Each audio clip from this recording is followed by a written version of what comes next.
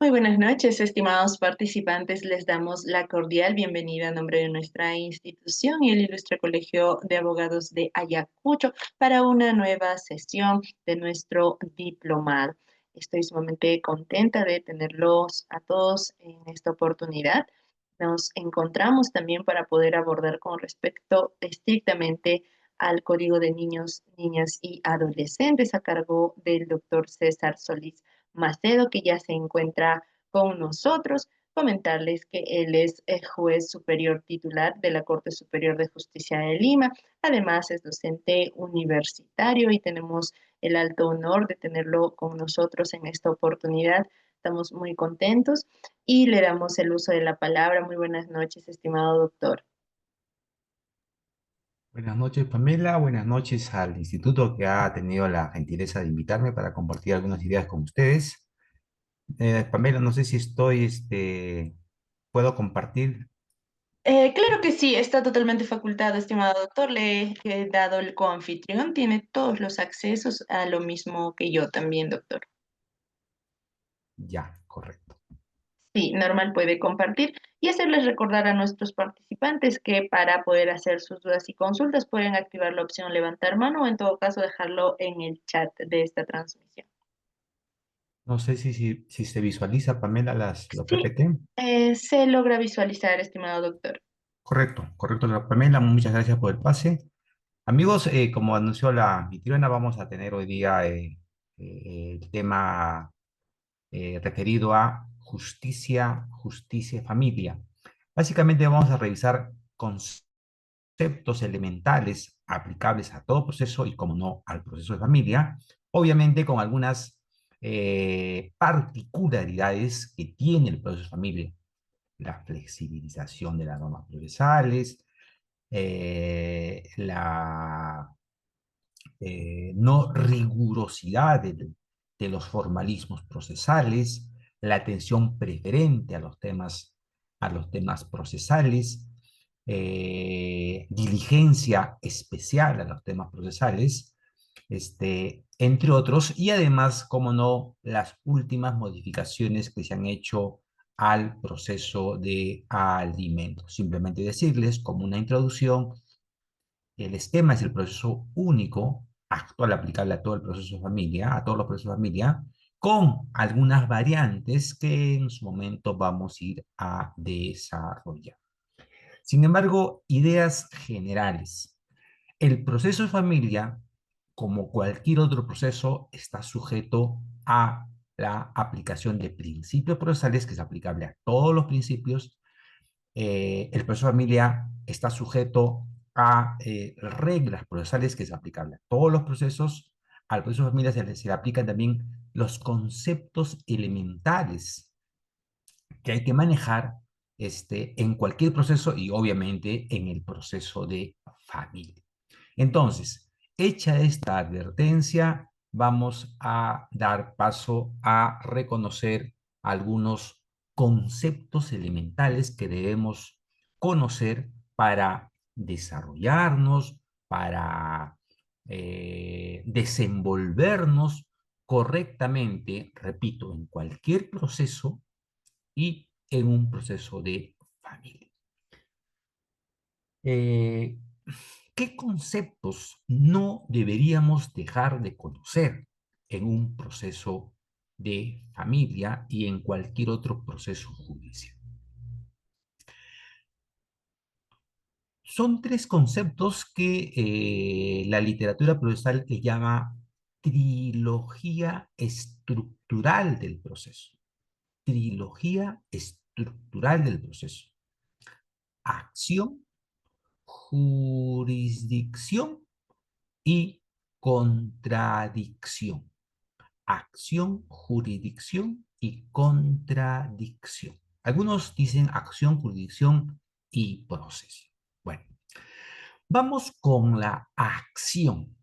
Para que una persona, pueda poner en movimiento el aparato jurisdiccional, tiene que activar un derecho que se llama derecho de acción. Todos tenemos este derecho. por el solo hecho de ser personas, cada uno de nosotros tenemos este derecho de acción. Pero como este derecho es abstracto, entonces este derecho de acción necesita otro concepto para poder materializarse. Y ese otro concepto se llama demanda. La demanda, como ustedes saben, es el primer acto procesal que inicia cualquier proceso. Pero esta demanda sigue siendo un concepto abstracto, porque finalmente lo que nosotros vamos a pedir, a postular, a peticionar frente a un órgano jurisdiccional, entiéndase juez, es una pretensión. Y si quisiéramos seguir afinando ideas, en realidad lo que pedimos es un petitorio que no es otra cosa la pretensión concreta. Retrocedo nuevamente. Entonces, un concepto elemental de todo proceso que incluye el proceso de familia es la acción. ¿Qué es la acción? Es un derecho. Punto número uno. ¿Qué debo hacer cada vez que yo veo vulnerado un derecho subjetivo? Es activar este derecho. Pero como este derecho es abstracto, necesita una concreción, una materialización. Y la materialización se logra a través de una demanda, un concepto mucho más amigable a nosotros. Pero la demanda, a su vez, contiene una pretensión, que mi padre me pase alimentos. Uno. Dos. Quiero que se suspenda la patria potestad. Tres. Quiero la tenencia de mi menor hijo. Cuatro. Quiero un régimen de visitas de mi menor hijo. Y algo más, esa pretensión, a su vez, si queremos concretarlo más, podemos hablar de un petitorio. Entonces, estos cuatro conceptos sobre los cuales siempre hacen preguntas en los exámenes, acción, demanda, pretensión y petitorio, son conceptos que tienen un significado independiente, pero están estrechamente vinculados. Mi derecho de acción, concretizada en una demanda que contiene la pretensión y que esta a su vez tiene un petitorio, no está dirigido, amigos, también ha sido materia de preguntas en los exámenes, no está dirigido a la parte contraria, no está dirigido al demandado, está dirigido al órgano jurisdiccional, al juez. Pregunta.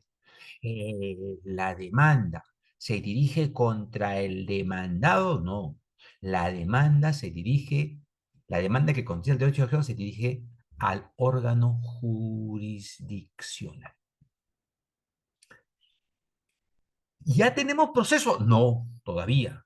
Simplemente una persona ha activado su derecho de acción y está pidiendo tutela, que la Constitución y los códigos le llaman tutela jurisdiccional. Quiero protección. Hay un derecho que está siendo violado, vulnerado, no me pasan alimentos, quiero una tenencia, quiero un régimen de visitas, quiero suspender la patria potestad, etc. Muy bien, una vez que el derecho de acción activado, materializado en una demanda, conquistado en una pretensión, se dirige al órgano jurisdiccional, este le va a dar una respuesta. Y la respuesta puede ser positiva o negativa. El juez calificará la demanda. El juez evaluará la demanda. El juez examinará la demanda. Y esta calificación que lo hace el juez, miren que hasta acá el demandado todavía no tiene ninguna participación. ¿Ah? Ojo con eso, por eso todavía no hay proceso. Pregunta de examen, tercera pregunta, cuarta pregunta de examen. ¿En qué momento podemos hablar de que existe el proceso, que nace el proceso? Ustedes mismos van a responderse luego.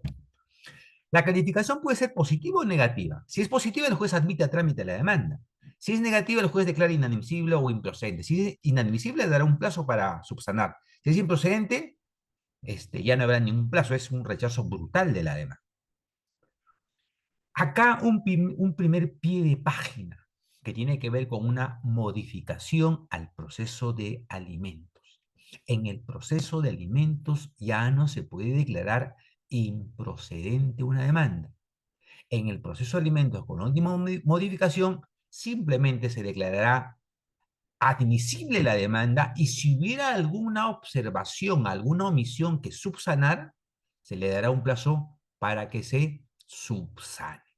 Primer pie de página en función a una modificación al proceso puntual de alimentos. En el proceso de alimentos ya no se declara improcedente la demanda ni inadmisible. Se admite, si quieren, una admisión provisional con posibilidad de que sea subsanada en el plazo que concede el juzgado. Muy bien. Asumamos que el juez declara la calificación de la demanda sea positiva. Admite a trámite la demanda, dicta el auto admisorio, primera resolución que se emite en el proceso, y ordenará que se corra traslado a la parte contraria, a la parte demandada. En el momento que la parte demandada es notificada válidamente, lo subrayo, notificada válidamente con la demanda, en ese momento aparecerá el proceso. Porque ya tendremos al demandante activando su derecho de acción, el órgano jurisdiccional dándole una respuesta positiva a esa demanda y el traslado mediante una notificación válida a la parte demandada. O sea, no necesito que el demandado conteste la demanda.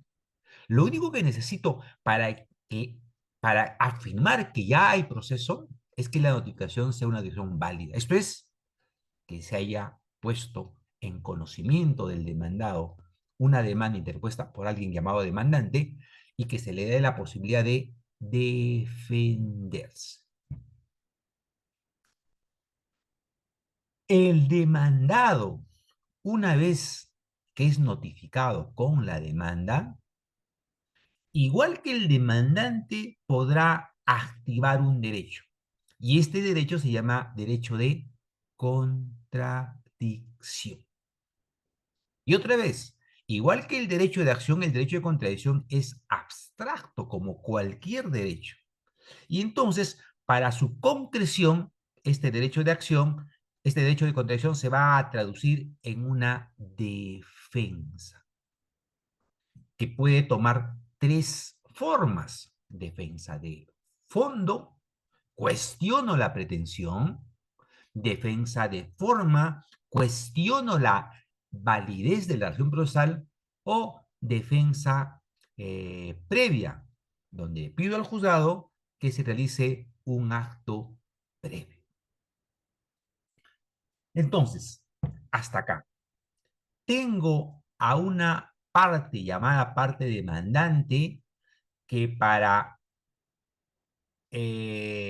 mover el aparato jurisdiccional, para tener una respuesta del aparato jurisdiccional, debe activar su derecho de acción. Tengo al órgano jurisdiccional que recibe la demanda, que es la materialización del derecho de acción, que le da una primera respuesta al demandante, admitiendo la demanda y corriendo traslado a la parte contraria. Principio de igualdad de armas. El juez todavía no ha resuelto nada. Al admitir la demanda no ha resuelto absolutamente nada. Simplemente el juez corre traslado para que el demandado ejercite su derecho de contradicción, que se traduce en una defensa, que puede ser defensa de fondo, defensa de forma o defensa previa.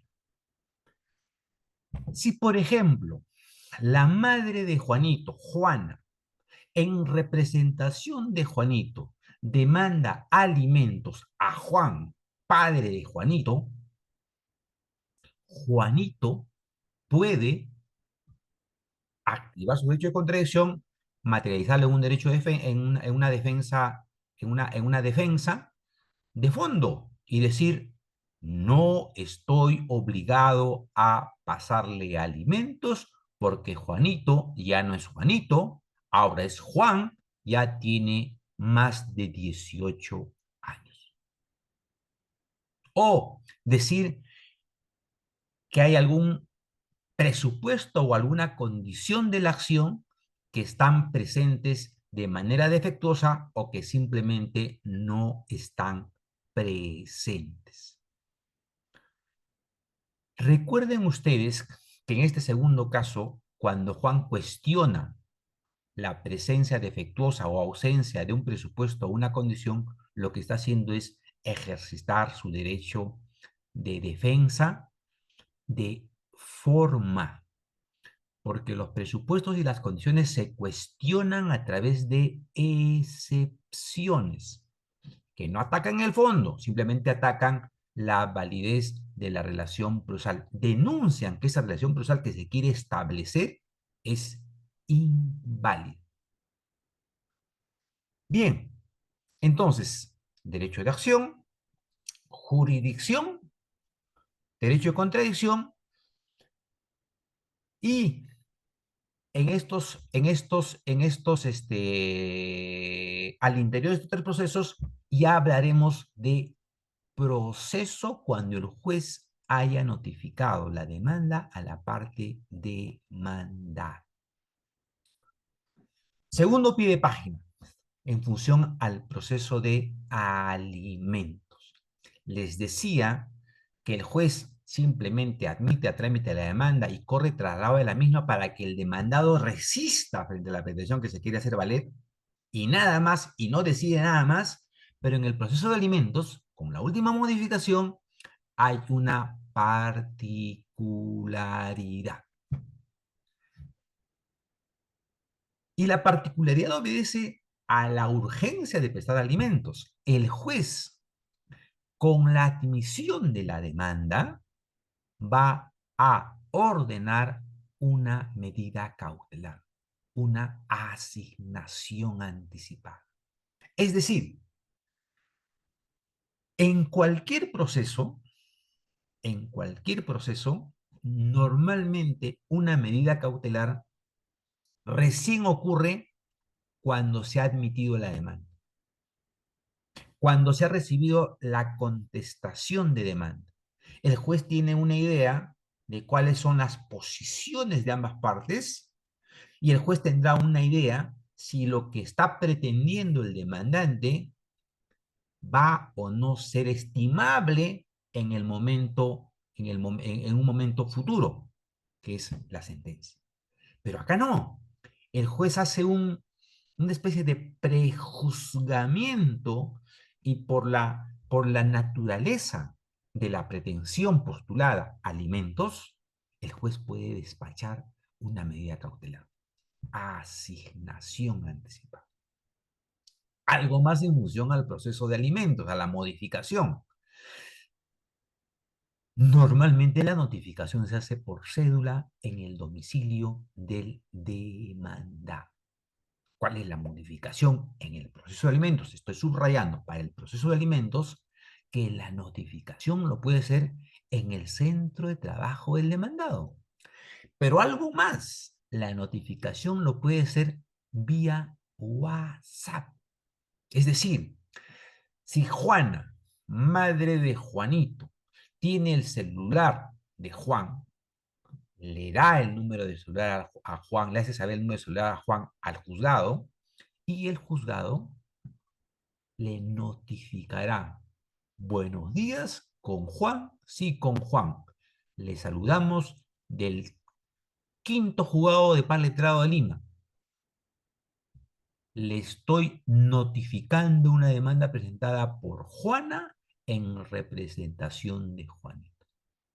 Y esa notificación en esos términos se tiene por bien hecha para el caso de alimentos. La idea es darle la mayor facilidad, la mayor velocidad a los procesos de alimentos. Se dice que la gran carga que soportan los juzgados de paz letrado es en función a los alimentos.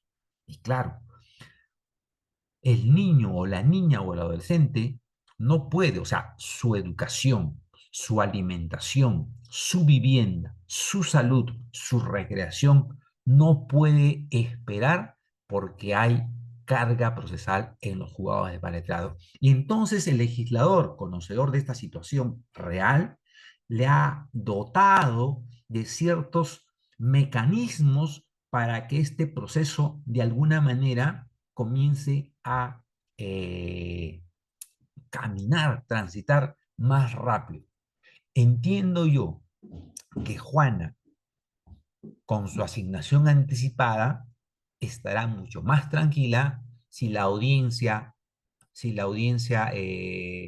le programan para dentro de 3, 4, 5 meses, porque ya tiene la asignación anticipada. Algo más en función al proceso de alimentos.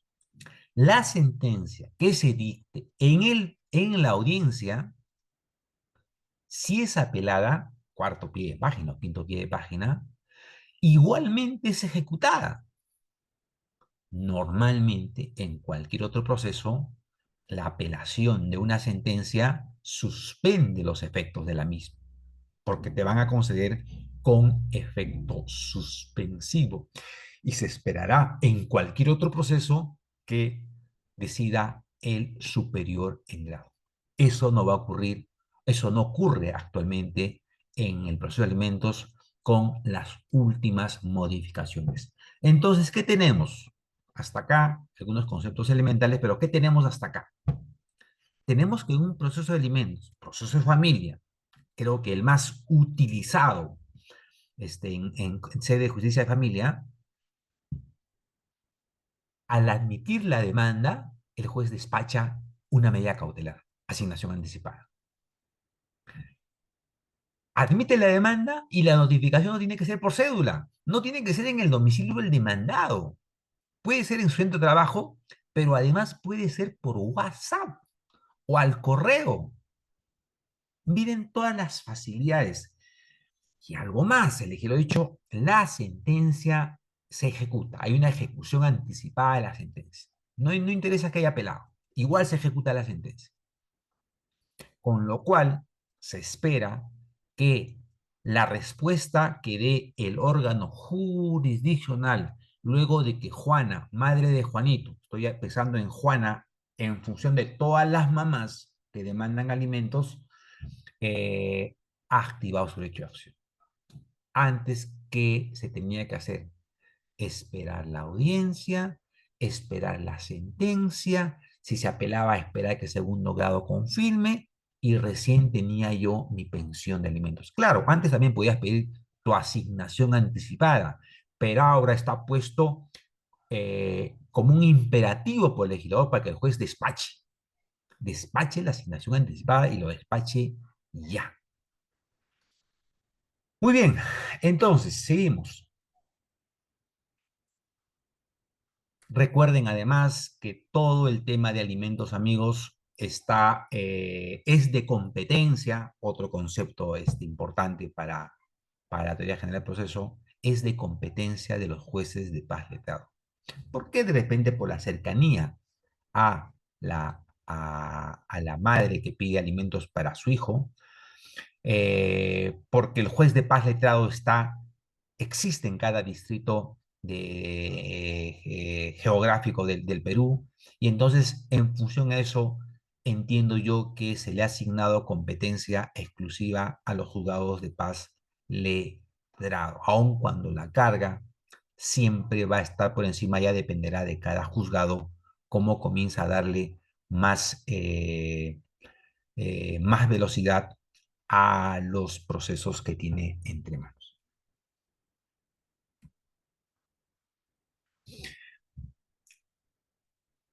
Dos conceptos más que no se puede dejar de manejar por un abogado o una abogada que se dedica a los procesos en general y a los procesos de familia en particular.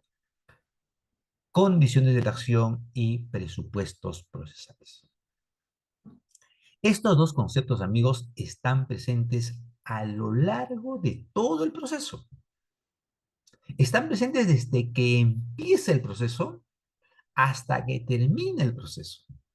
Entonces, es necesario repasarlos, reexaminarlos, releerlos para no tener ningún problema cuando activemos nuestro derecho de acción o si se ha activado el derecho de acción y el juzgado ha admitido a trámite la demanda, el demandado, somos abogados del demandado, podemos, en función a estos presupuestos o condiciones mal presentadas o ausentes, trabajar una defensa de forma. Una defensa de forma, le hace excepción. Veamos. Condiciones de la acción. Uno, voluntad de la ley.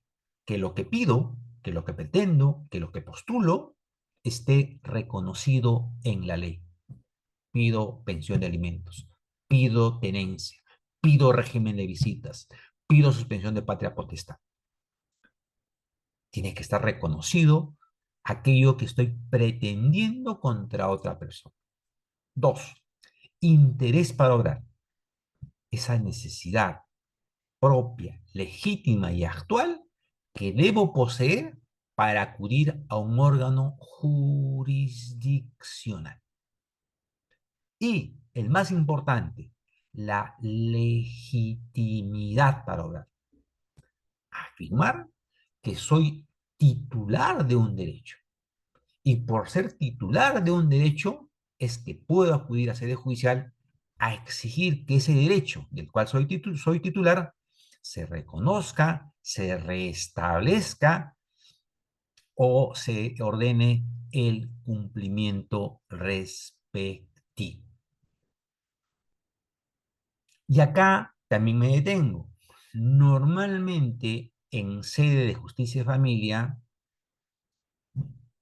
quien pide alimentos, por ejemplo, si es un menor de edad, no lo hace el menor directamente, lo va a hacer la madre en representación de ese hijo menor.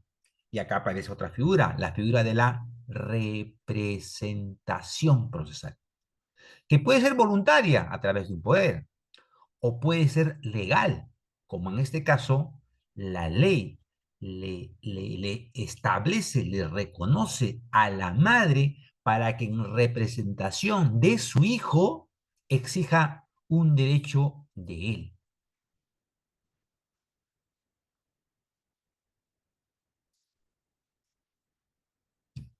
Y acá también como tema colateral pues, deberíamos hablar de parte material y parte procesal. Parte material son las personas cuyos derechos se están discutiendo en el proceso de alimentos. Parte material es Juanito, de un lado, y el otro lado será Juan. La parte procesal del lado demandante será Juana, la madre de Juanito, y del otro lado seguirá siendo Juan. ¿Correcto? Es muy importante también distinguir esto de parte material y parte procesal. En un proceso de alimentos se está discutiendo el derecho que tiene Juanito a percibir una pensión de alimentos. La pensión de alimentos se establecerá para la parte material, para Juanito, no para la parte procesal, que es su madre. El juez no va a ordenar que Juan pase una pensión de alimentos en favor de Juana, no, será en favor de Juanito, salvo que Juana, además de demandar en favor de Juanito, haya demandado en favor de ella. Ya es otra cosa. Entonces, en el primer caso estará actuando en representación de su hijo y en el segundo caso estará actuando por derecho propio. Ojo, son dos situaciones diferentes. Y me sigo deteniendo acá.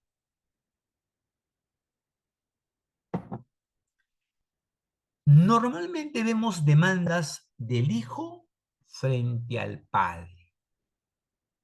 Hijo frente al padre. Pero puede el padre o la madre, que ya tienen una avanzada edad, demandar alimentos a los hijos cuando estos ya son profesionales. La respuesta es sí. La respuesta es sí. Y acá se presenta un tema opinable. A ver qué piensan ustedes.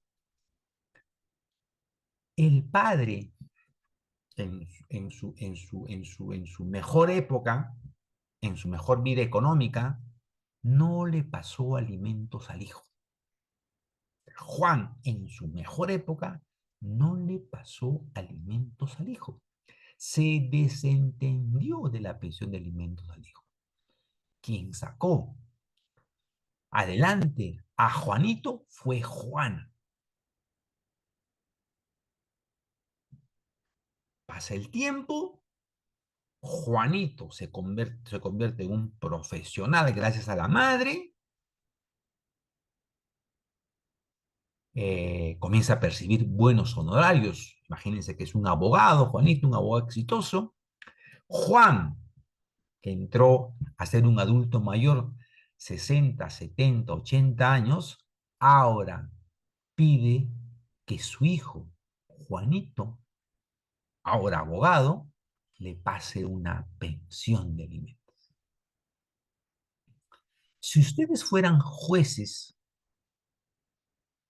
¿qué hacen? ¿Le dan la pensión? ¿No le dan la pensión? ¿Le dan una pensión simbólica? ¿No le dan ninguna pensión simbólica? ¿Qué harían? Vuelvo a repetir el caso para abrir el chat y ustedes puedan intervenir. Juan, cuando estaba en su mejor época económica, nunca acudió en favor de Juanito cuando este tenía 10 años. 11, 12, 13, 18 años, nunca acudió. 20, 25 años, nunca le acudió. ¿Quién sacó adelante a Juanito? Fue su madre, Juana. Pasa el tiempo, Juanito ahora tiene 35 años, abogado exitoso, buenos ingresos. Juan ya tiene 70 años, 80 años y necesita alimentos. Y demanda alimentos. Activa Juan su derecho de acción, lo dirige al órgano jurisdiccional y pide tutela. Soy una persona de avanzada edad, 80 años, tengo necesidades alimentarias. Mira lo que es la vida, miren lo que es la vida. Mi hijo, mi hijo es un abogado, un próspero abogado, tiene muy buenos ingresos, por tanto, señor juez, la ley dice que el padre puede pedir alimentos al hijo y por tanto, pido que usted ordene que mi hijo, próspero abogado, me pase alimentos. Ustedes son jueces, no los pongo como abogados del demandante ni como abogados del demandado, no son abogados de Juan, ahora 80 años, ni Juanito, ahora 35, 40 años, simplemente los pongo como jueces. ¿Le dan la pensión o no le dan la pensión? Su decisión la ajustan a la ley o van a trabajar una decisión justa. A ver,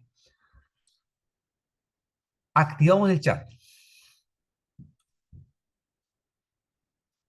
¿Qué dicen? ¿Un sí o un no? ¿Le dan la pensión o no le dan la pensión? ¿Un sí o un no?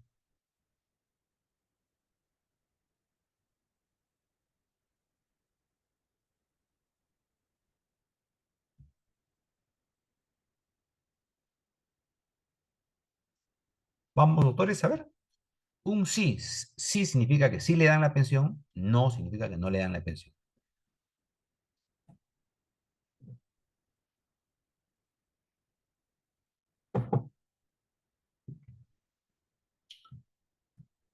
Vamos, doctores, a ver.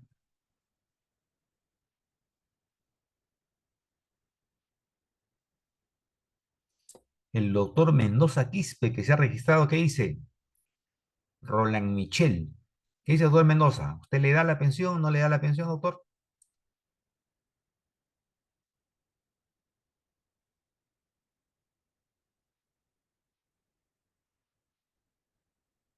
Bueno, Michel dice que sí. Muy bien, Michel.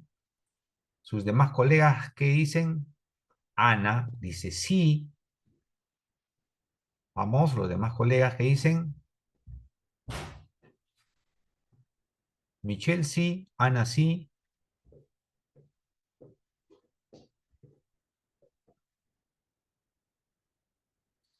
A ver, ¿qué dicen los demás colegas?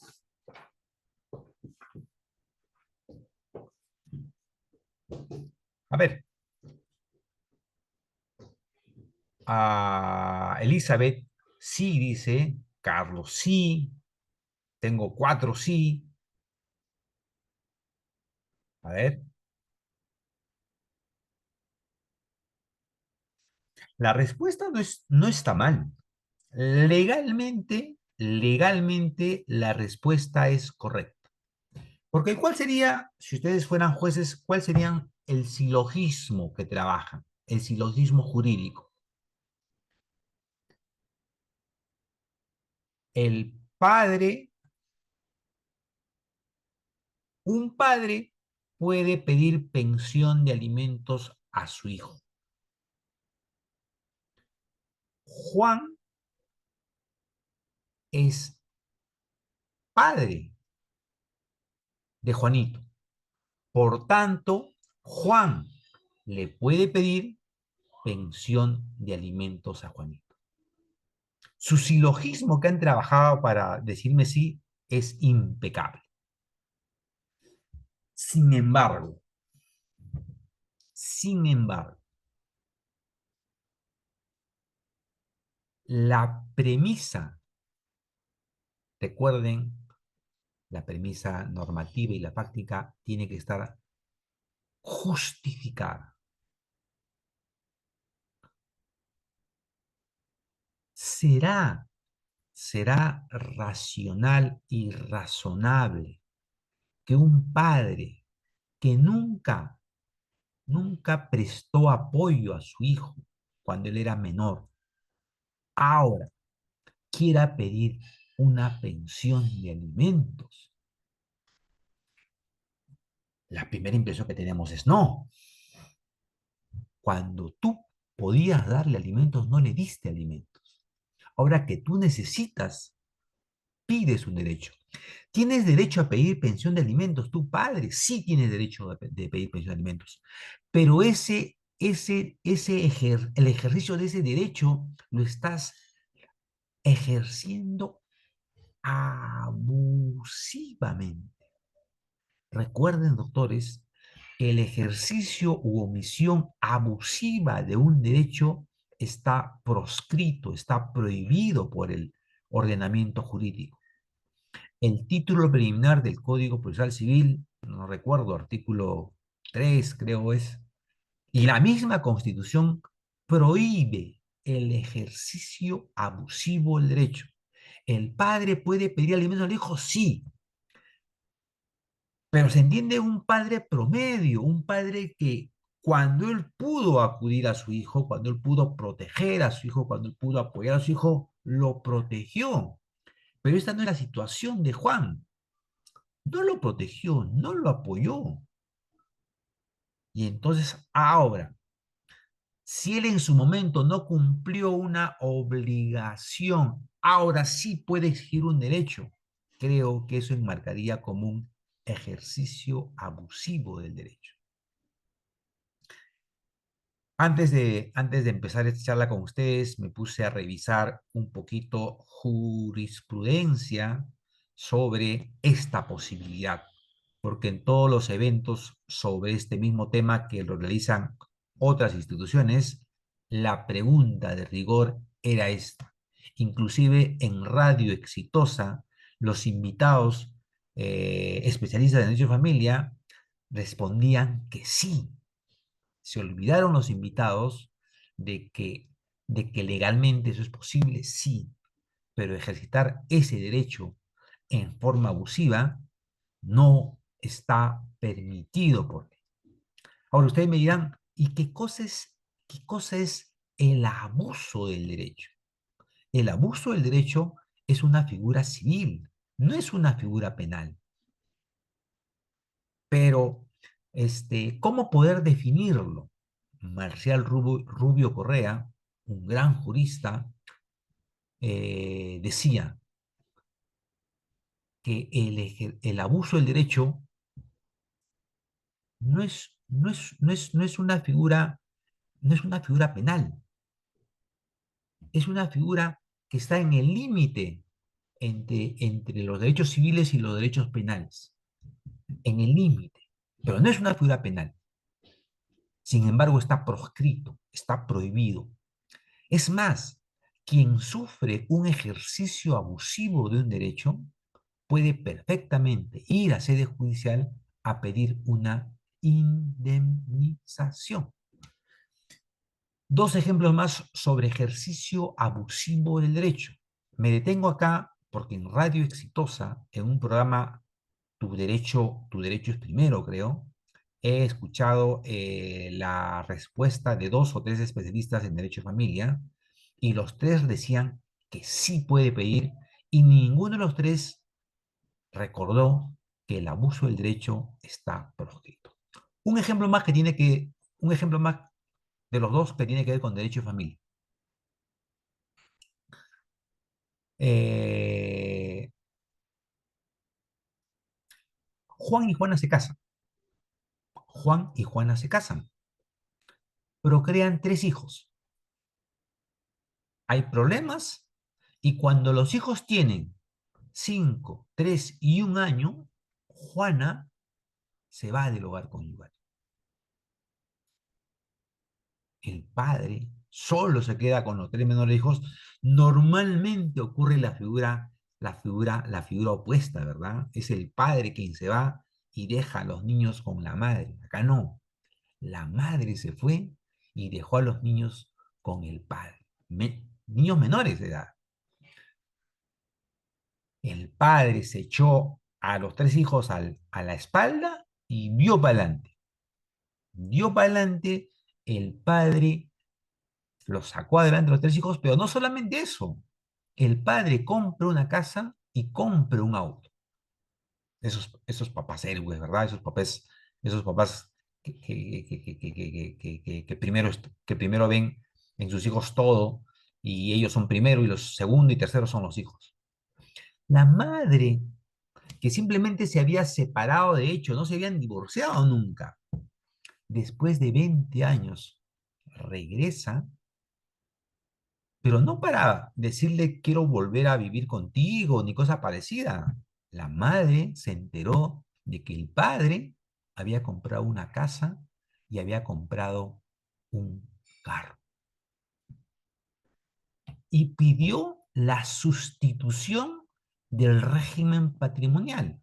Porque cuando se casaron, recuerden, si no opta por la separación de patrimonios, se entiende que es bienes sociales, el régimen. Y pidió la sustitución del régimen patrimonial. Le dijo al juez, me casé con Juan, tuve tres hijos con Juan, Juan ha comprado dentro del matrimonio una casa y un carro, esos carros están sujetos a un régimen social, yo quiero ahora que se sustituya el régimen de bienes sociales por el régimen de separación de patrimonios.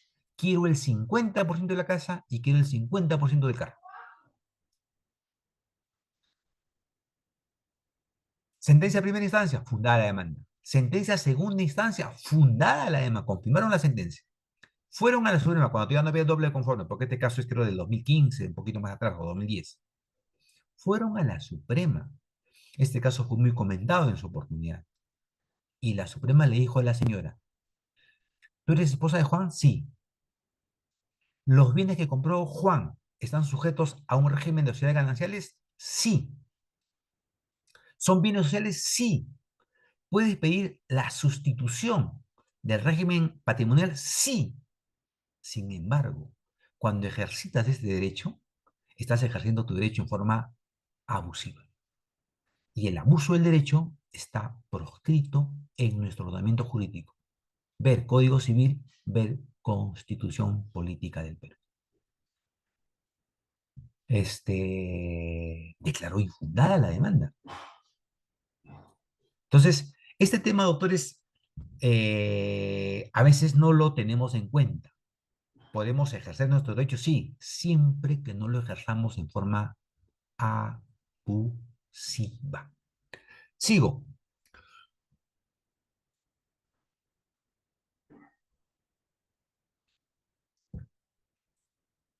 Presupuestos procesales. Competencia, capacidad procesal y requisitos de la demanda. Competencia. Cuando yo voy a presentar una demanda, tengo que saber ante qué juez lo voy a presentar.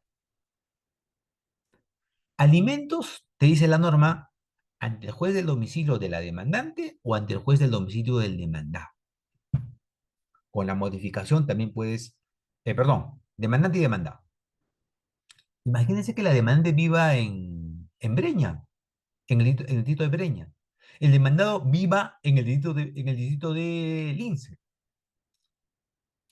¿Quién sería el juez competente? ¿Breña o Lince? Pero imagínense que la demandante lo presenta ante el juez de paz letrado de la Victoria. El juez de paz de la Victoria dirá, un ratito, la demandante vive en Breña, el demandado vive en Lince. Yo soy juez de la Victoria. Yo, por razón de territorio, soy incompetente para conocer esa demanda. Entonces hay que tener mucho cuidado con el tema competencia, no solamente en temas de familia, sino en cualquier otro tema, ¿no es cierto? Básicamente acá trabajan ustedes o deben ver ustedes el 14 y el 24 del Código Procesal Civil con algunas particularidades para temas de familia. Capacidad procesal.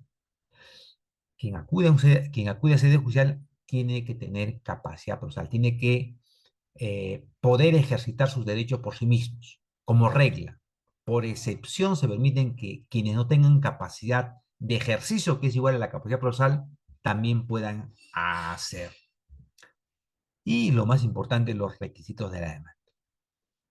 Hay un, hay un, hay un, este, hay un, hay un formato, hay una serie de requisitos que debe cumplir la demanda. Quinto, sexto pie de página. Los requisitos de la demanda también tienen o gozan de flexibilidad en temas de justicia de familia. Ya lo dijo el tercer precedente casatorio civil y se ha vuelto a decir en estas últimas leyes que han modificado los procesos de familia, básicamente el proceso de alimentos. Entonces, atención con estas dos instituciones. Y en función a estas dos instituciones, amigos, se han trabajado las excepciones. Si ustedes ven con cuidado el 446 del Código Procesal Civil, aplicable supletoriamente a los procesos de familia, ustedes van a encontrar en el 446 que directa o indirectamente las excepciones están referidas a la falta o presencia defectuosa de un presupuesto o una condición. Empiezo, cinco solamente para nombrar. Excepción de falta de legitimidad para obrar. Excepción de falta de legitimidad para obrar. ¿Qué está denunciando? Que hay una condición de la acción llamada legitimidad para obrar que no está presente o está presente de manera defectuosa. Excepción de incompetencia. ¿Qué está denunciando? La falta de un presupuesto. ¿Qué presupuesto? Competencia. Excepción de incapacidad del demandante o de su representante. ¿Qué está denunciando? La falta de un presupuesto. ¿Qué presupuesto? Capacidad. Excepción de oscuridad o ambigüedad en el modo de proponer la demanda. ¿Qué está denunciando? La falta de un presupuesto. ¿Cuál? Los requisitos de la demanda. Y, amigos, el interés para obrar, que es una condición de la acción, está presente de manera indirecta, porque no hay excepción de falta de interés para obrar, pero está presente de manera indirecta en varias excepciones. Excepción de prescripción, excepción de caducidad, excepción de litispendencia, excepción de cosa juzgada, excepción de conclusión del proceso por conciliación o transacción. Entonces, Estas dos instituciones lo debe manejar el demandante cuando está preparando su demanda. Y perfectamente lo puede manejar el demandado cuando advierte que del demandante no ha sido cuidadoso en que estas dos instituciones con sus respectivos elementos estén presentes a la hora de presentarse la demanda. Pero ahí no queda la aplicación, la importancia de estas dos instituciones, porque el juez de oficio lo revisa en tres momentos. Tres momentos, no es uno, tres momentos, al calificar la demanda. Uno. Dos, al sanear el proceso, haya o no haya excepciones propuestas. Y tres, antes de emitir sentencia, el juez le da una última revisión a estas dos instituciones. Artículo 121, último párrafo del Código Procesal Civil. Entonces, amigos, la recomendación es, nos toque ser abogados del demandante o nos toque ser abogados del demandado, el manejo correcto de estas dos instituciones debemos manejarlo con mucho cuidado.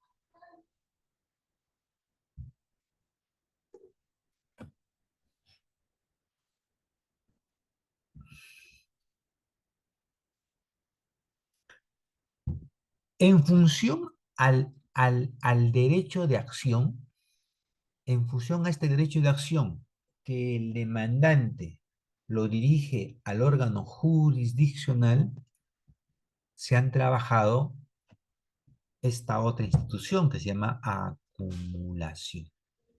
En una misma demanda, yo puedo reclamar más de una pretensión.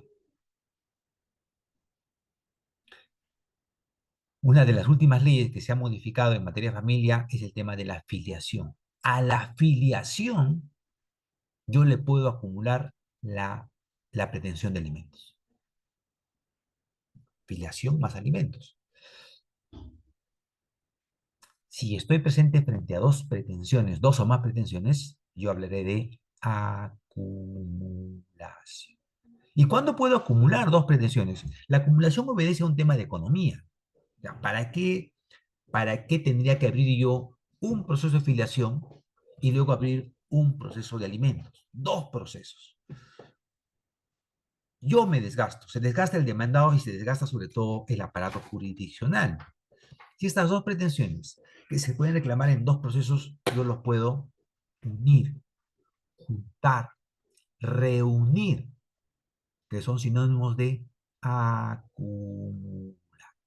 Entonces, la acumulación responde a un tema de economía procesal.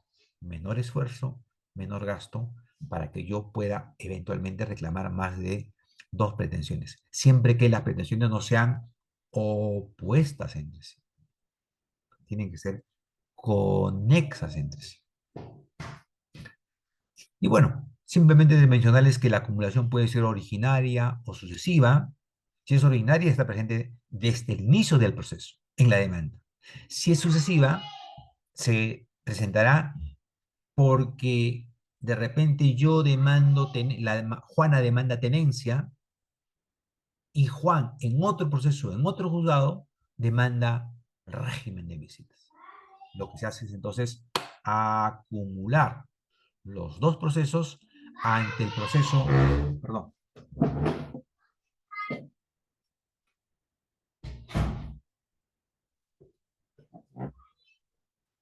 ante el proceso que se ha iniciado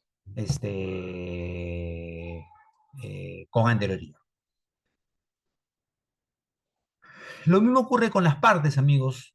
Puede haber una persona como parte demandante, una persona como parte demandada, ¿correcto?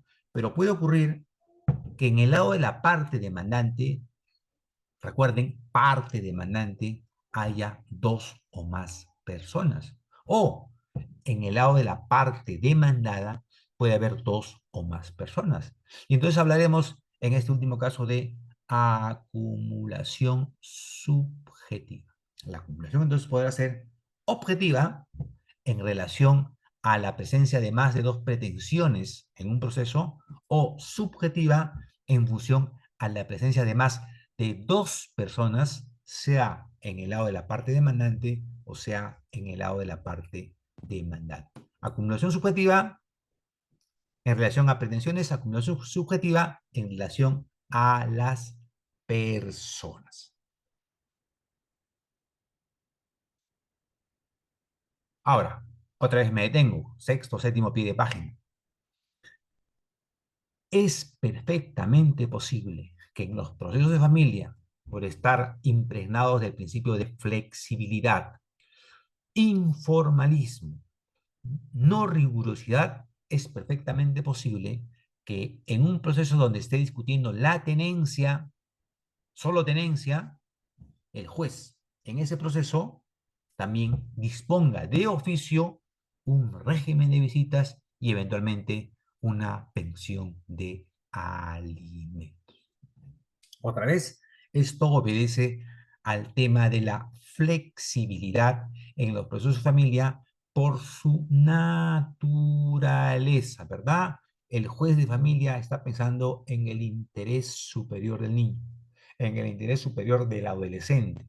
Y entonces, ¿para qué mandarle al demandado que abra su régimen de visitas? ¿Para qué mandarle a la demandante que abra sus alimentos si él, en ese proceso de tenencia, que es el único que se ha reclamado, puede también, puede también decidir un régimen de visitas para el papá o la mamá que no va a tener la tenencia y además una pensión de alimentos para el niño o la niña o el adolescente? ¿Correcto? Son estas particularidades que hay que tener presente en los procesos de familia. Se rigen por las reglas generales de todo proceso con algunas particularidades.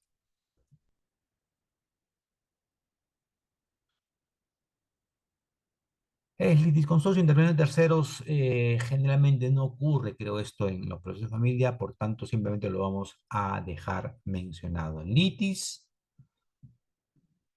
consorcio deriva de dos voces latinas, litis y consors, suerte conjunta en un proceso. Suerte conjunta en un proceso, misma suerte. Intención de terceros es cuando un proceso solamente habían una persona como parte demandante y una persona como parte demandada, y luego de iniciar el proceso aparece un tercero, ¿m? Reclamando que algo tiene que reclamar, algo tiene que decir en ese proceso. Eh, ¿Qué me estoy imaginando? A ver, normalmente en los procesos de familia no ocurre esto, pero a ver, ¿qué podría suceder? ¿Qué podría suceder? Podría suceder lo siguiente. Ah, que Juana, madre de Juanito, demande alimentos a Juan. Juana, madre de Juanito, demande alimentos a Juan. ¿No? ¿Cuánto está pidiendo? Recuerden que se puede pedir hasta el 60%. Sin embargo, recuerden ustedes que el juez no da 60%. Más o menos el juez por un hijo da entre 25 y 35. Por dos hijos, 35, 45. Por tres hijos, 50. Pero nunca he visto un proceso donde el juez dé 60%. Y entonces Juana, madre de Juanito, demanda alimentos a Juan para que éste le pase, pongamos, 50% de la pensión de alimentos. En principio no había ningún problema para que reclame hasta el 50%, ¿verdad? Porque puede reclamar hasta el 60%. María, que tiene otro hijo con Juan, Pedrito, se entera de este proceso. Además, se entera de que Juana, madre de Juanito, quiere el 50%, con lo cual le va a dejar casi sin margen para Pedrito, que es otro hijo que es tan hijo como Juanito y tiene, por tanto, igual derecho, principio de igualdad.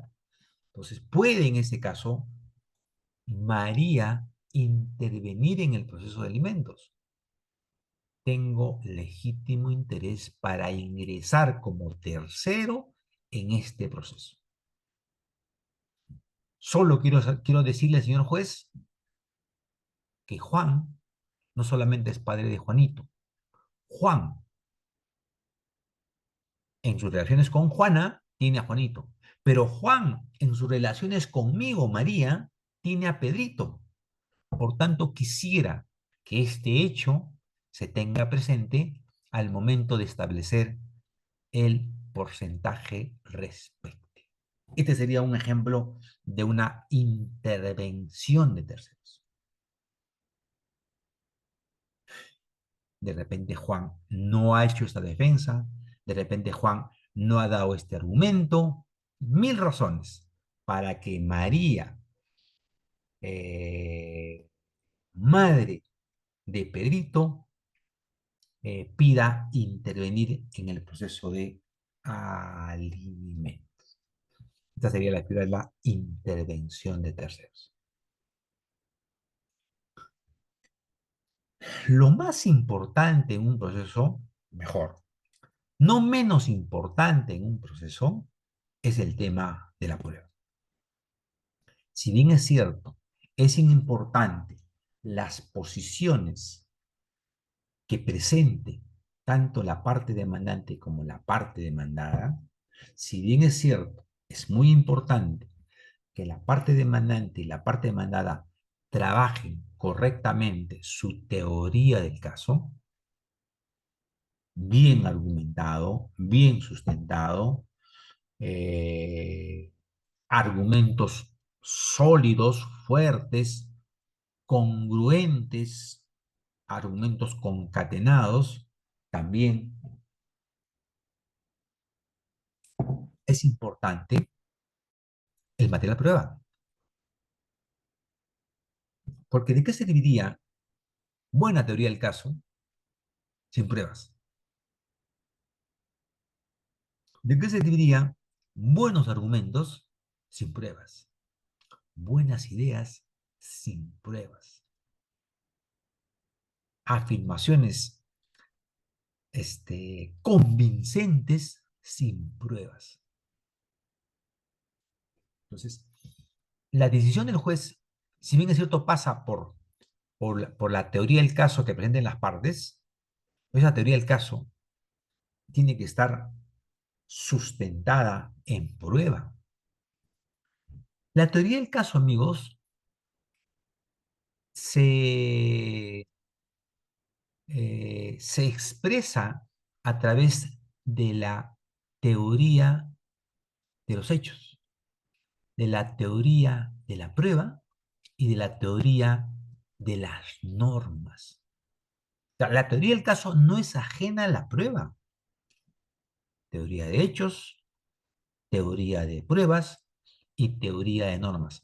La teoría del caso está apoyada, sustentada, en en estas tres subteorías, si quisiéramos llamarlo de alguna manera. Hechos, prueba y norma. Y entonces la prueba es crucial, amigos. Dependiendo del material probatorio que ustedes hayan ofrecido, dependiendo de los elementos probatorios, el juez estimará o no estimará la pretensión que ustedes están postulando. ¿En qué momento ofrecen ustedes los medios probatorios? En los actos postulatorios, demanda o contestación de demanda. Es cierto que frente a hechos nuevos también se pueden ofrecer medios probatorios. Es cierto que el juez de oficio también puede trabajar medios probatorios. Sin embargo, la prueba de oficio, recuerden ustedes, de alguna manera ahora está eh, supeditada a que la fuente de prueba, léase el hecho, lo hayan aportado ustedes. El juez no puede trabajar prueba a juicio si la fuente de prueba, hecho, no ha sido aportado por ustedes. Bueno, sea que sus medios probatorios sean contundentes, o sea que no lo sean, la decisión será favorable o desfavorable. Y el demandado acá también tiene un papel muy importante, porque el demandado puede desacreditar los medios probatorios presentados por la parte demandante. Puede cuestionar los medios probatorios presentados por la parte demandante. Puede tacharlos, puede oponerse, o puede presentar otro material probatorio que desvirtúe la calidad del material probatorio presentado por la parte demandante.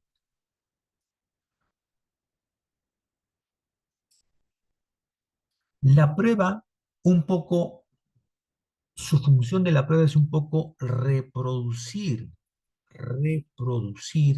los hechos que han originado ese conflicto que finalmente ha formado un proceso. Las pruebas, las pruebas los evalúa, los examina el juez a manera de un antropólogo, ¿correcto? Trata de, trata de armar el rompecabezas que tiene el proceso. ¿Cómo han sucedido los hechos? ¿Cómo se han dado los hechos? Entonces, las pruebas son esas piezas que comienzan a ubicarse en el lugar que corresponde. Y claro, las pruebas tienen que tener relación con los hechos jurídicos. Las pruebas tienen que tener relación con el supuesto de hecho de la norma. Toda norma, la estructura de toda norma tiene un supuesto de hecho, una condición y tiene una consecuencia. Mi prueba tiene que estar en función de ese supuesto de hecho. Si mi prueba es idónea para encajar en el supuesto de hecho de la norma, entonces al juez no le quedará otra opción que aplicar la consecuencia de la norma. La norma dice, todo hijo tiene derecho a que el padre le pase una pensión de alimentos. Juanito es hijo de Juan. Por tanto, Juanito tiene derecho a una pensión de alimentos. A eso se reduce el trabajo del abogado de la parte demandante. El abogado de la parte demandada tendrá que desacreditar que, que las pruebas calzan en el supuesto de hecho. Y el juez tendrá que hacer la misma tarea, la misma labor. Hace un silogismo jurídico el juez al momento de decidir en un sentido o en otro sentido. Otra recomendación que se les hace a autores es nuevamente verlo en cualquier literatura, la estructura de la norma. Sirve un montón al momento que ustedes armen la demanda, si son demandantes, al momento que ustedes armen la contención de demanda, si son demandados, o al momento que ustedes emitan la sentencia, si son jueces. No hay magia ahí. No hay magia ahí. Entonces yo tengo que escoger el hecho, tengo que probar ese hecho, el hecho probado tengo que encajarlo en el supuesto de hecho y pedir al juez que aplique la consecuencia jurídica. Nada más. A eso se reduce la labor del abogado o la abogada. Por eso siempre se recomienda tomarse un tiempo prudencial razonable, dependiendo de la complejidad o no de lo que se va a reclamar al momento de elaborar la demanda. Y lo mismo para los abogados de la parte demandada. Tomarse su tiempo para examinar esa demanda que le ha llegado al cliente que ha pedido nuestros servicios y ver cómo refutamos los argumentos y las pruebas e inclusive la norma que ha elegido la parte demandante. Michele Tarufo, un gran procesalista, uno de los mejores procesalistas que falleció hace 1 o 2 años, nos recuerda la importancia de saber elegir el hecho, saber probar el hecho, saber identificar la norma y luego interpretar la norma. Dice él, si el abogado sigue estos 3 o 4 pasos correctamente, la posibilidad de que reciba una respuesta positiva del órgano jurisdiccional es alta. Identifico los hechos. 1, 2. Pruebo los hechos. 3. Los hechos probados los subsumo en el supuesto de hecho de la norma. 4. Pido que se aplique la consecuencia de la norma que he elegido. En más de un evento que convoca a los abogados, se discute si primero debo identificar la norma o si primero debo elegir los hechos. ¿Qué hago? ¿Qué es lo primero? ¿La elección de los hechos o la identificación de la norma? Y claro, las posiciones son siempre disímiles, ¿verdad? Como en cualquier discusión de cualquier tema del derecho. Esa es la riqueza, lo interesante de nosotros que hemos abrazado la carrera del derecho. No tenemos una única respuesta. No es física, no es matemática esto. Claro, una posición será mejor que la otra posición. Una posición tendrá más seguidores que la otra posición. Una posición será más sólida que la otra posición. Una posición será la que más siguen los órganos jurisdiccionales que la otra posición. Pero es esta labor. En el caso más sencillo que tengan, hagan esta labor. Hagan con un tema de alimentos, tema de tenencia, régimen de visitas, suspensión de patria potestad, filiación, y después pueden saltar, porque el que ve familia también ve civil y a veces también ve laboral, pero familia y civil sí son, creo, tienen elementos comunes. Y después pasen a temas civiles, prescripción, nulidad de acto jurídico, indemnización, y van a ver que conocer la estructura de la norma y seguir los pasos que sugiere el maestro Michele Tarufo nos ayuda mucho, porque cada día debemos mejorar, cada día debemos replantear si las posiciones que tenemos respecto a un tema son las correctas o no son las correctas. Siempre además recomiendo que cuando se trabaje una demanda o se trabaje una contestación, se consulte al amigo o a la amiga, o a los amigos o a las amigas. Y claro, como no se consulte el código, se consulte bibliografía y se consulte jurisprudencia. Una demanda, una demanda que esté bien trabajada, pero que además de estar bien trabajada, tenga como respaldo la jurisprudencia y la doctrina, es una demanda no, no, no exenta de cuestionamiento, pero tiene una demanda fuerte, sólida, este, que frente a cualquier embate, a cualquier golpe, en el buen sentido de la palabra, que quiera dar la parte demandada, se mantendrá firme.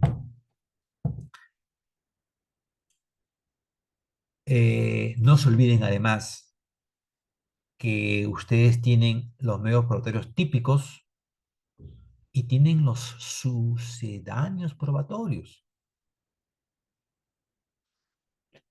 Eh, en el tema de filiación, por ejemplo, amigos, se ha establecido que si el demandado en un proceso de filiación se rehúsa a practicarse la prueba de ADN, la ley, subrayo, la ley presume que es padre.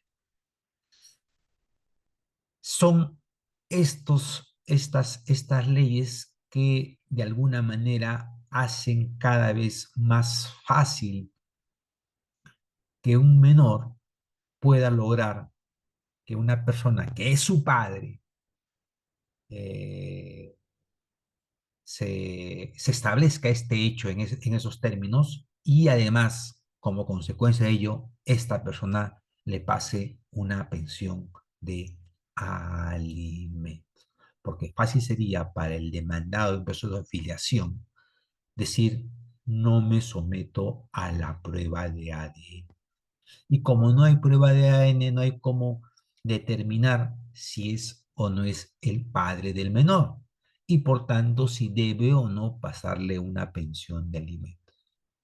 La ley, el legislador sabio, conocedor de la idiosincrasia del peruano, ha dicho correcto, correcto. Prueba fundamental en filiación, prueba determinante en filiación, casi prueba única en filiación, el ADN. Prueba biológica, ¿verdad? Pero es posible que el demandado se rehúse a pasar la prueba de ADN. Y en ese caso, ¿qué hacemos? Dejamos sin prueba a la parte demandante, dejamos sin prueba a Juanito.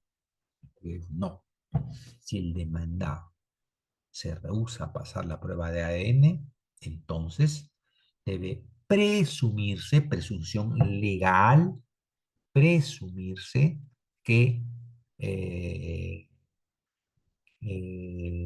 Juan es el padre de Juanito y por tanto debe pasar una pensión de alimentos. Entonces, eh, no solamente usemos los medios procesos típicos, generalmente trabajamos en proceso de familia con prueba documental, generalmente.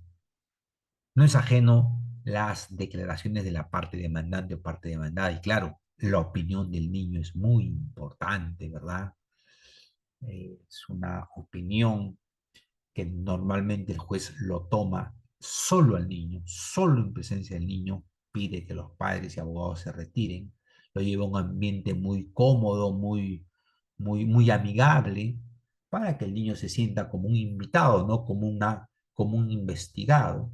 Y claro, siempre va a haber la presencia del fiscal para que éste le pueda hacer las preguntas pertinentes a partir de las cuales el juez se hará una idea de cómo es la relación de este niño con la mamá y cómo es la relación de ese niño con el papá para decidir lo mejor en función de el niño, la niña o el adolescente.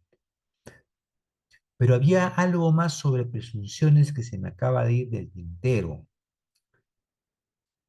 Eh, ah, En los procesos de alimentos, normalmente no, pero en un 50% el papá o el demandado dice, no tengo trabajo. Y entonces la mamá cree que el papá no tiene trabajo y dice, por ahí le han dicho que sí tiene un trabajo esporádico, que tiene trabajo, y la mamá te dice que su ingreso mensual es un promedio 2.000, 3.000 soles. Si la mamá en la demanda hace esta afirmación, tengo conocimiento que su ingreso mensual es 3.000 soles, el demandado, al contestar la demanda, está en la obligación de desvirtuar esta afirmación. La carga de la prueba, que normalmente lo soporta quien afirma un hecho, el demandado gana 3.000 soles, este hecho lo está afirmando la demandante y por tanto este hecho lo debe probar la demandante, carga de la prueba.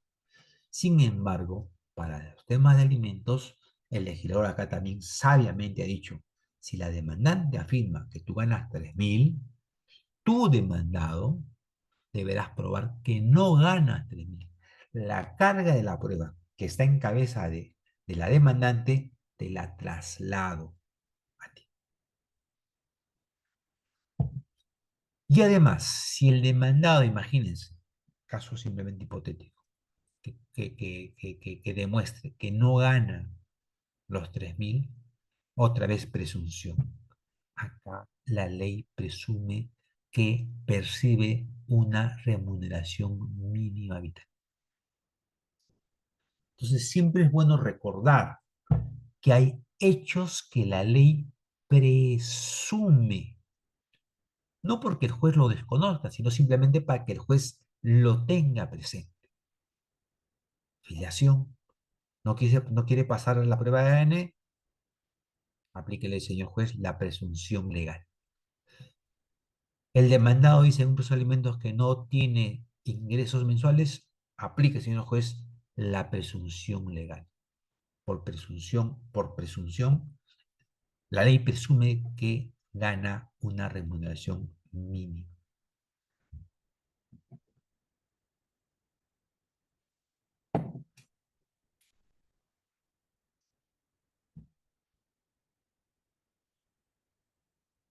El equipo multidisciplinario también juega en los procesos de familia un papel muy importante, sobre todo el psicólogo o la psicóloga, las asistentes sociales, etcétera. Le va a dar un informe al juez muy completo de la situación del niño, la niña o el adolescente.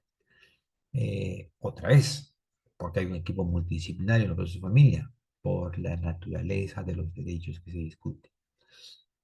De por medio hay un niño o una niña, un adolescente, que en principio no saben, ellos por sí mismos, no pueden por sí mismos defenderse. Entonces, la ley, a través del juez de familia, o el fiscal de familia, o este equipo multidisciplinario, trata de tener la mejor información, la mayor información, para que su decisión sea en función del interés del niño, la niña o el adolescente.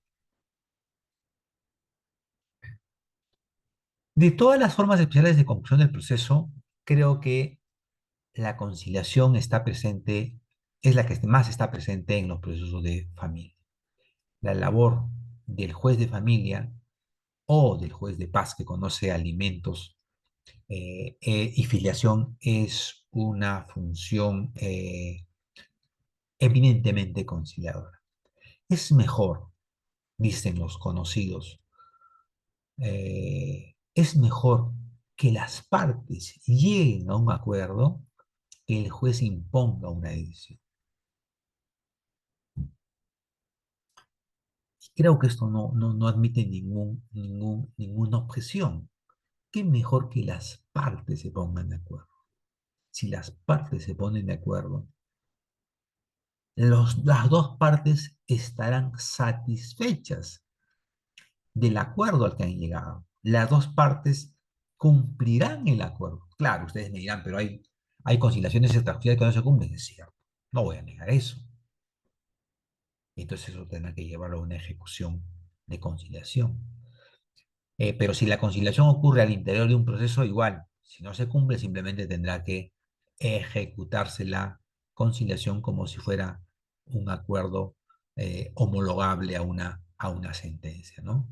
Pero entiendo que si las partes han llegado a una conciliación al interior de un proceso, es porque las partes pueden responder y cumplir los términos en los cuales han llegado a ese acuerdo en un sentido o en otro sentido. Eh,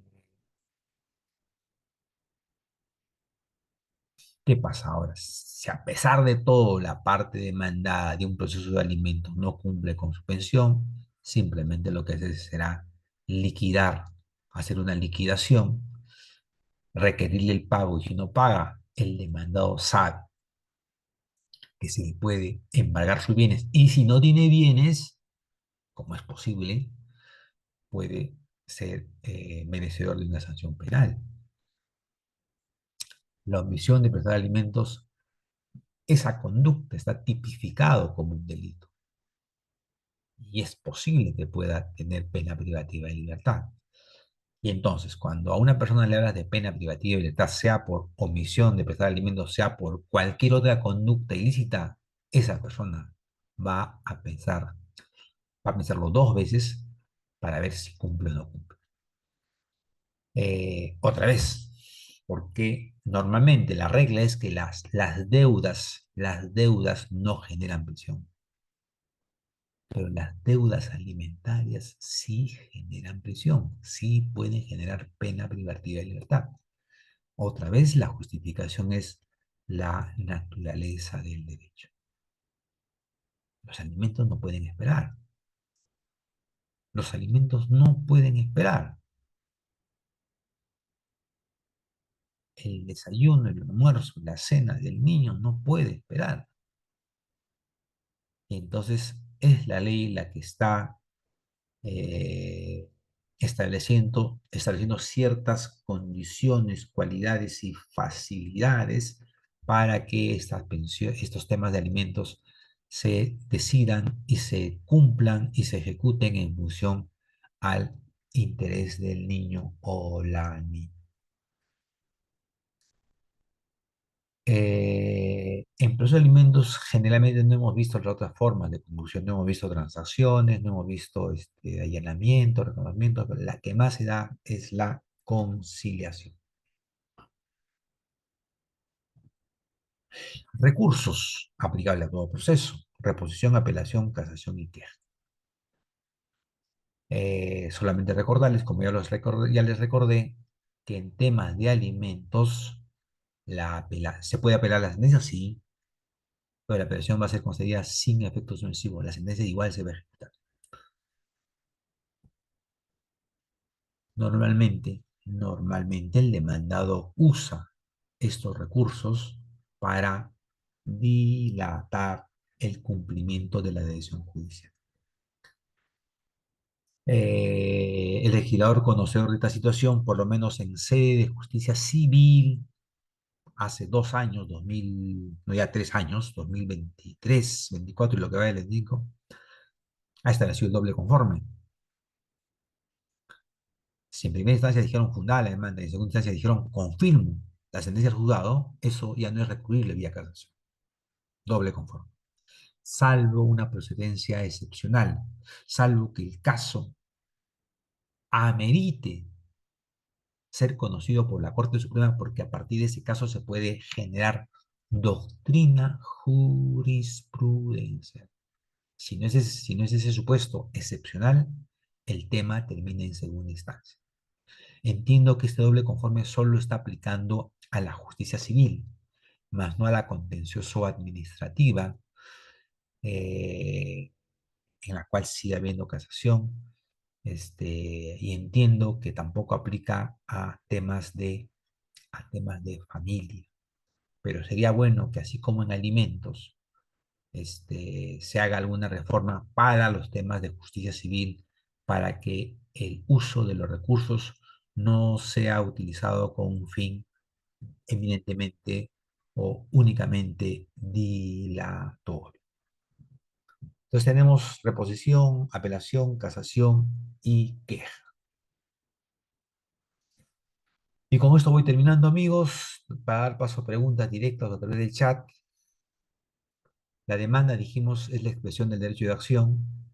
La contestación de demanda es la expresión del derecho de contradicción. Demanda a cargo de una parte llamada demandante. Contestación de la demanda a cargo de una parte llamada demandado. El emplazamiento a cargo de un auxiliar del órgano jurisdiccional.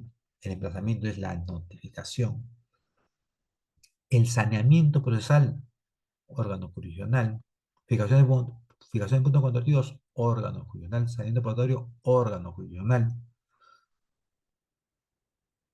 Entonces, en un proceso hay actos que les compete realizar a las partes, sea demandante o demandado, y hay actos que le compete realizar al juez. La, la aptitud para realizar estos actos, determinados actos, está en la ley. Eh, el proceso, recuerden ustedes, es una serie de actos ordenados, concatenados, que tienen por finalidad ir hacia adelante. Proceso viene del latín processum, ir hacia adelante. Solo cuando hay vicios, vicios de nulidad insubsanables, el proceso puede eh, generar una regresión. Solo cuando hay vicios graves o vicios muy graves, va a aparecer la nulidad y esta puede generar la regresión. Caso contrario, el proceso siempre tendrá un objetivo, ir hacia adelante. Y en algún momento ese proceso tendrá que terminar con una sentencia, que es la decisión final que emite un juez. Pero por el principio de la pluralidad de instancias, esa decisión puede ser apelada para que un órgano de segundo grado, de segunda instancia, pueda revisarlo, pueda reexaminarlo. El juez puede haberse equivocado, claro que sí, y por eso te da esa posibilidad la Constitución cuando te habla de la pluralidad de la instancia, que todo proceso por lo menos pueda ser revisado por dos instancias o dos grados, por lo menos. Bueno, amigo, yo hasta ahí lo dejo. Si tienen algunas preguntas abiertas, abrimos de chao, preguntas directas para que si algo ha quedado algo no ha quedado muy claro, con todo gusto poder responder a sus interrogantes. Señorita anfitriona, usted tiene el manejo ahora de las preguntas.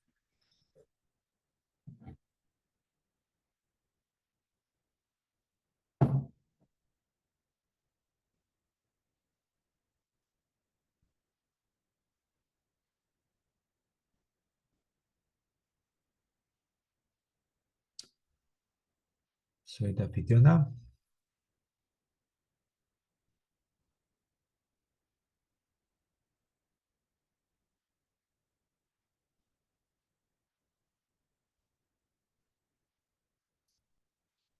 ¿tienen alguna pregunta, amigos? Lo pueden hacer por el chat ustedes. Si de repente tienen alguna pregunta directa o a través del chat, señorita anfitriona, por favor, estoy a las Sí, órdenes de ustedes. así es.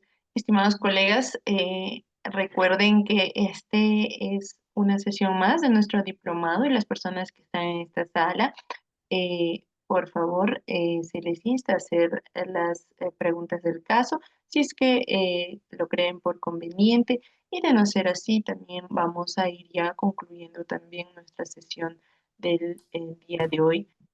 El doctor siempre está presto a responder cualquier duda o consulta. Recuerden que también vamos a tener una segunda sesión de clases el día viernes para poder seguir continuando también con la temática de nuestro diplomado.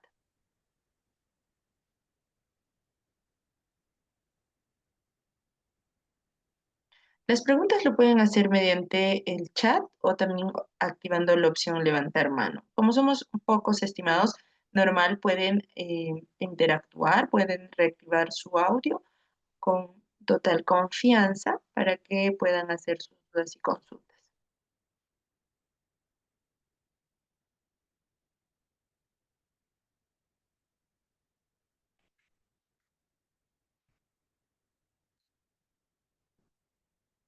Bien, doctor, entonces me señala.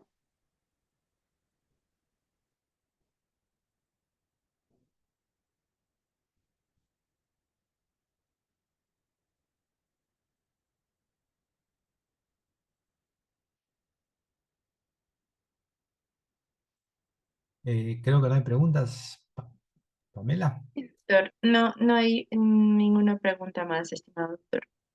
Bien, espero que sea, porque no, porque el tema ha sido claro, porque si, espero que sea así. Ok, De hecho Pamela, que sí. te agradezco bastante por la invitación, igual a la institución que tú estás administrando. Un fuerte abrazo para todos los abogados y abogadas, fuerte abrazo para ti también. Cuídense mucho. Gracias, doctor. Muy buenas noches. Nos vemos en nuestra siguiente sesión, va a ser este día viernes. Correcto.